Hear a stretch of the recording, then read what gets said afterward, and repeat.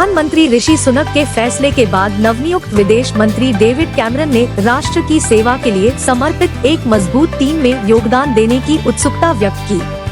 पूर्व ब्रिटिश प्रधानमंत्री David Cameron ने जेम्स क्लेवरली के स्थान पर देश के नए विदेश मंत्री के रूप में ब्रिटिश सरकार में फिर से प्रवेश किया है।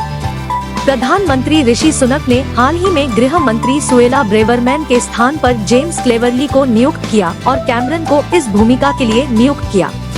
2010 से 2016 तक प्रधानमंत्री का पद संभालने वाले कैमरन ने कुछ निर्णयों पर संभावित असहमति को स्वीकार करते हुए पीएम सुनक के लिए अपना समर्थन व्यक्त किया।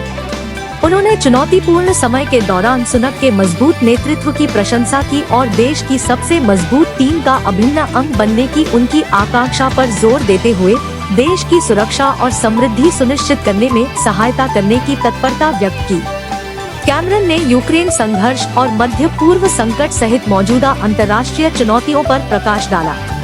उन्होंने इन चुनौतियों से निपटने में वैश्विक साझेदारों के साथ सहयोग के महत्व पर जोर दिया, इसे गठबंधन को मजबूत करने और देश के हितों की वकालत करने के अवसर के रूप में देखा। पिछले 7 वर्षों से राजनीति से अनुपस्थित रहने के बावजूद कैमरन ने विश्वास जताया कि 11 वर्षों तक कंजर्वेटिव नेता और 6 वर्षों तक प्रधानमंत्री के रूप में उनका व्यापक अनुभव वर्तमान वैश्विक चुनौतियों का सामना करने में महत्वपूर्ण भूमिका निभाएगा। राष्ट्रीय और अंतर्राष्ट्रीय सुरक्षा के अंतर संबंध को रेखांकित करते हुए कैमरन ने ब्रिटेन की आबादी और दुनिया भर में व्यवसायों की भलाई के लिए वैश्विक स्तर पर स्थिरता और सुरक्षा सुनिश्चित करने के महत्व पर जोर दिया।